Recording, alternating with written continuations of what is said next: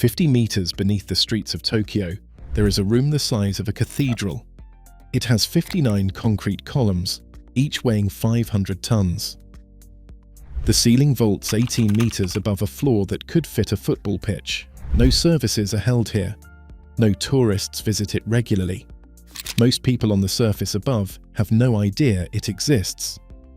This is the pressure-regulating chamber of the GCAN system, the Metropolitan Area Outer Underground Discharge Channel.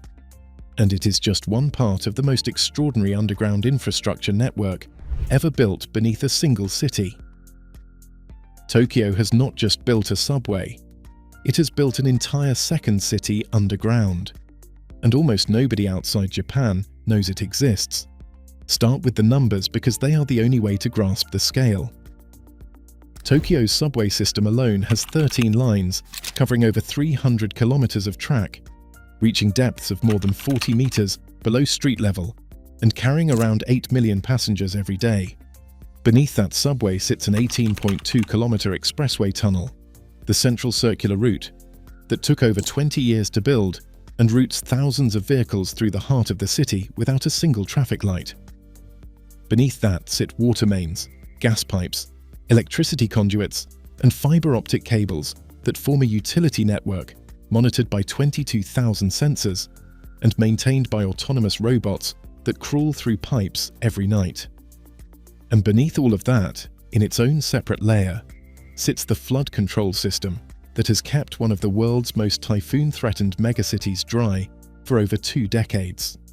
To understand why Tokyo went underground so completely, you have to understand the city's relationship with two forces that no amount of urban planning can eliminate: earthquakes and floods. Tokyo sits at the junction of 3 tectonic plates. It has experienced devastating earthquakes throughout its history. The Great Kanto earthquake of 1923 killed over 100,000 people and destroyed the city. Every piece of infrastructure built in Tokyo since then has been designed with that memory. Underground structures, it turns out, fare significantly better in earthquakes than surface structures. When the magnitude 9.0 earthquake struck in 2011, Tokyo's underground network stayed intact while buildings above ground shook violently. The subway resumed service within hours, the utilities held, the flood tunnels were ready, floods are the other force. Tokyo is a city of rivers. Over 100 of them flow through the greater metropolitan area, many of them barely visible beneath centuries of urbanization. When typhoons arrive, which they do with regularity, those rivers fill rapidly. Before the underground systems were built, flooding was catastrophic and frequent. Streets would disappear underwater, homes would be destroyed, and the damage to one of the world's largest economies would run into billions. The response was engineering on a scale that matched the problem. Not levees, not pumping stations. A completely new underground river system, built parallel to the natural one, designed to catch the overflow and carry it away before it could reach the surface. The GCAN system is the centerpiece of this flood defense. Construction began in 1992 and took 13 years. The final cost was equivalent to approximately $2 billion. What was built for that money? 5 vertical silos, each 65 meters tall and 32 meters in diameter, large enough to accommodate the Statue of Liberty inside each one.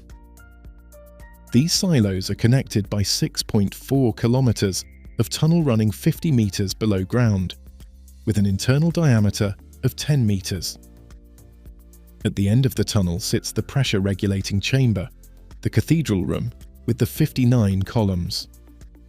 From there, 4 massive turbine pumps, each powered by a jet aircraft engine, discharge up to 200 cubic meters of water per second into the Edo River. In the first 18 years of operation, the Japanese government calculated that the GCAN system prevented flooding damage worth approximately 148 billion yen. It is used an average of 7 times a year. Every time a typhoon hits, the underground temples fill with brown floodwater that would otherwise be flowing through people's homes. But GCAN's is not the only underground flood system Tokyo has built.